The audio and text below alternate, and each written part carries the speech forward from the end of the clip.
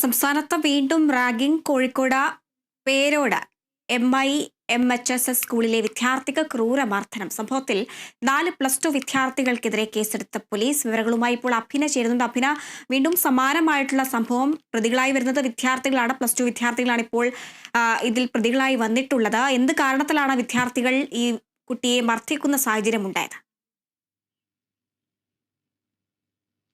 തീർച്ചയായും ഹരിത സൂചിപ്പിച്ചതുപോലെ തന്നെ ഈ സംസ്ഥാനത്ത് വർദ്ധിച്ചു വരികയാണ് റാഗിംഗ്. അതും ഈ മൈനറായിട്ടുള്ള കുട്ടികളാണ് ഇത്തരത്തിലുള്ള പ്രവർത്തികളിൽ വീണ്ടും വീണ്ടും ഏർപ്പെടുന്നത് എന്ന് തന്നെയാണ് ഈ ഒരു ഘട്ടത്തിൽ പറയാനുള്ളത്. അതോടൊപ്പം തന്നെ നിസ്സാര കാര്യങ്ങൾക്കാണ് ഈ വിദ്യാർത്ഥികൾ തമ്മിൽ അടിപിടി കൂടുന്നത് എന്നുള്ളത് വലിയൊരു വിഷമകരമായ കാര്യം തന്നെയാണ്. ഇന്ന് ഈ ഒരു സംഭവം ഉണ്ടായിരിക്കുന്നത്, ഇന്നല്ല 18-ാം തീയതിയാണ് ഈ ഒരു സംഭവം ഉണ്ടായിരിക്കുന്നത്. 18-ാം തീയതി പരീക്ഷ നടക്കുന്ന സമയത്ത് ഇപ്പോൾ +2 വിദ്യാർത്ഥികൾക്ക് ഇപ്പോൾ പരീക്ഷ നടന്നുകൊണ്ടിരിക്കുകയാണ്.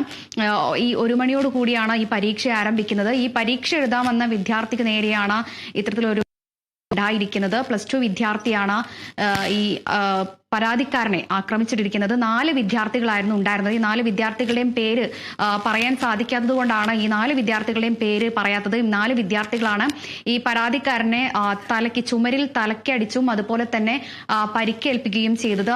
ഈ തലയ്ക്ക് ഗുരുതരമായി പരിക്കേൽക്കുകയും ചെയ്തിട്ടുണ്ട്. ഈ പരിക്കേറ്റ വിദ്യാർത്ഥി ഇപ്പോൾ ആശുപത്രിയിൽ തുടരുകയാണ്. ആരോഗ്യനില കുഴപ്പമില്ല എന്നുള്ളത് തന്നെയാണ് ആരോഗ്യവകുപ്പ് ഇപ്പോൾ അറിയിച്ചിരിക്കുന്നത്.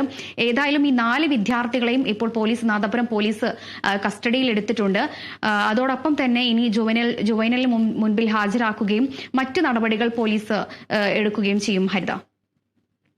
ശരി, അഭിനയാണ് വിശദാംശങ്ങൾ നൽകിയത്.